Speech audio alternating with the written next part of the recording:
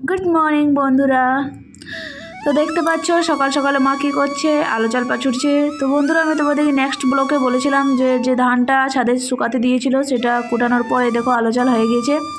তো আলো চালটা মা পাছুড়ছে, যে হয়তো যে কুটোগুলো আছে সে পড়ে যাবে। তো এটা এখন জলে ভিজতে দেবে, ভেজানোর পর গুঁড়ি করতে যাবে। এই দেখো চালটা বন্ধুরা দেখো ভিজে গিয়েছে খুব সুন্দরভাবে। জলটা এই দেখো ঝুড়ি করে ছেঁকছে, যে হয়তো জলটা যে আছে সব পড়ে যাবে। এই দেখো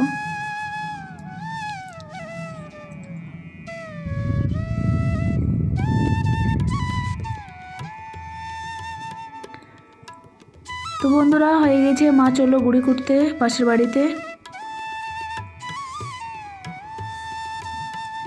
এই দেখো গুঁড়ি কুটছে, হয়ে গেছে আমাদের গুঁড়ি কুটা। এই দেখো ঢেকিত করে কুটছে, পাড়াতে তো এইসবই হয়। তো মায়ের কুটা হয়ে গেল, মা চললো বাড়ি। এই দেখতে পাচ্ছ ঘর নিয়ে এসছে গুঁড়িটাকে।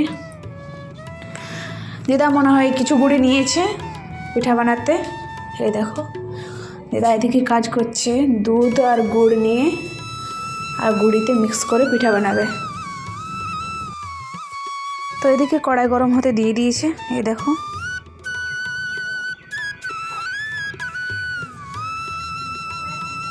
কড়াই গরম হওয়ার পর দেখো বন্ধুরা একটা পিঠা ছেড়ে দিয়েছে, দেখো কিভাবে হয়। তো কড়াই গরম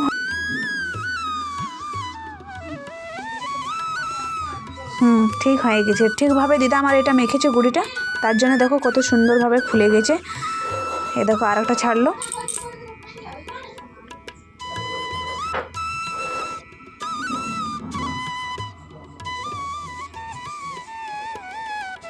এই দেখো খুব ভালো আছে।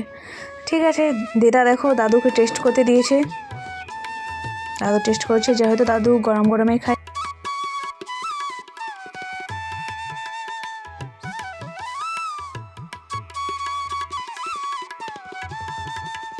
তো দেখো বন্ধুরা, ঘরে আরসা হবে, গুড়ের আরসা, তার জন্য গুড়ের পাক করছে, দিদা করছে।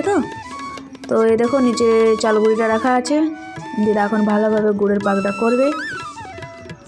গুড়টাকে একটু ফুটাতে হবে, কিভাবে গুড়ের আরসার পাক হয় গুড় দিয়ে সেটা দেখাচ্ছে। তো এই দেখো হয়ে গেছে গুড়ের পাক, নিচে নামালো। এটাকে কতটা তোমার লাগবে, গুঁড়ি লাগবে, সেভাবে এটা দিদা ম্যাট করছে। তো দেখলে বন্ধুরা কতটা চাল গুঁড়ি লাগলো গুড়টাতে আরসার পাক করার জন্য। এই দেখো, আর এই দেখো কত ভালোভাবে আরসা হয়ে গেল।